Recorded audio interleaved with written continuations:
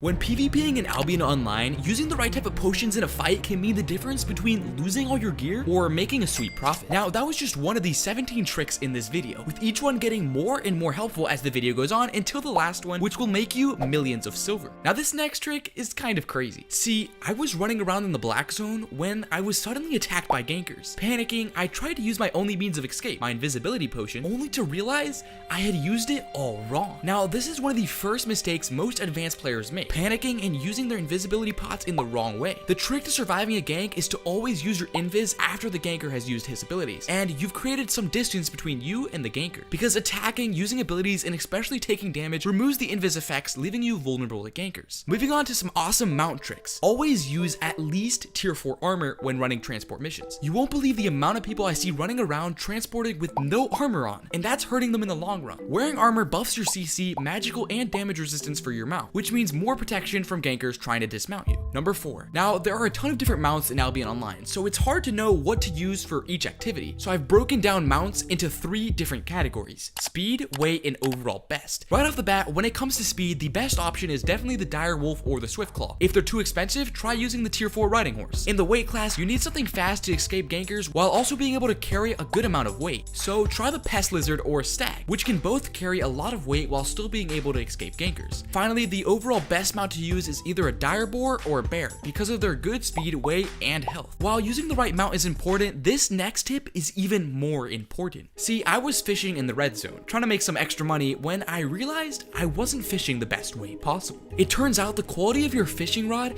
actually matters when it comes to fishing speed. Using an excellent or masterpiece fishing rod adds 10 to 20% more fishing speed to the fishing rod. And if you also use fishing bait and seaweed salad, you can make a lot more money. Now, to see how much of a difference this trick makes, I'm gonna try fishing with the regular tier 4 fishing rod and then a masterpiece fishing rod for an hour and see which one makes more money. While that's happening, let's move on to some more technical tricks. When talking in the chat, you can actually press enter instead of manually clicking it, which will save you a ton of time. If you go into your keybind settings, you can actually set a keybind to auto run, which makes your character keep running towards your mouse location until you press the keybind again. Another cool keybind trick is Shift V, which allows you to use abilities for the cosmetics you're wearing. While they won't give you an in-game advantage, there's still something fun you can mess around with in Albion. Now, this last keybind trick, I bet most of you don't even know about. It turns out you can actually type any Albion item in chat by just control clicking on the item after opening the chat. Now, this is actually really useful because you can do a ton of stuff with this. You can show the item you're talking about, show the items you want your teammates to use, or subscribe to the channel. Why click on some loser items when you can literally click on the subscribe button? If you don't, next time you run from gankers, I'm gonna hit you with the worst lag you've ever seen.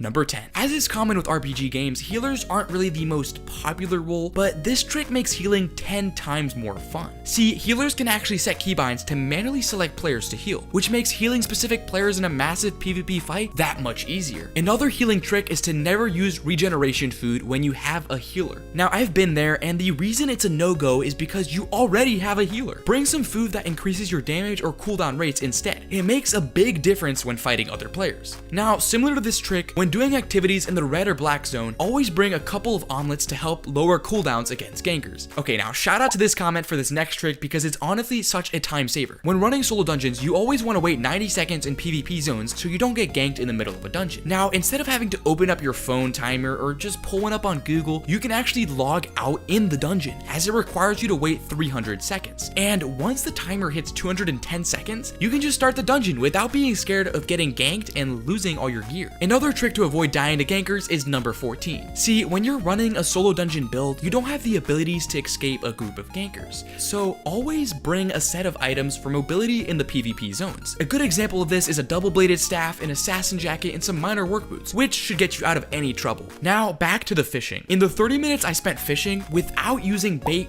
or food, I managed to make 6,800 silver with a tier 4 fishing rod. And with the tier 4 masterpiece rod, I made 13,000 silver, almost double what I made with the basic tier 4 rod. Now, these next 3 tricks are literally insane. Starting with number 15. Did you know you can actually move around while looking at the region map? Just press and hold on the mouse and then click N to open up the region map. This is a useful trick you can use when maneuvering through zones you're not familiar with or when getting chased by gankers. Another really useful trick is when fighting against mobs and bosses, if you avoid taking damage for only 18 seconds, your health will start to reset while the boss will still be aggro towards you. to, which means you can basically fight the mob twice without resetting the mob or boss. The downside of this is it's hard to avoid taking damage unless you have the right abilities or it's the certain type of mob. Now, one of the best ways to make money as a new player is begging in royal cities. No joke, you can literally make over 1 million silver an hour asking other players to give you money. Though you have to be careful because you can pretty easily get reported for spamming. If you thought this trick was crazy, there's literally a hack in Albion that stops you from ever dying to gankers. And there's another hack that uses fame to make money super easily. If that sounds interesting, click this video right here.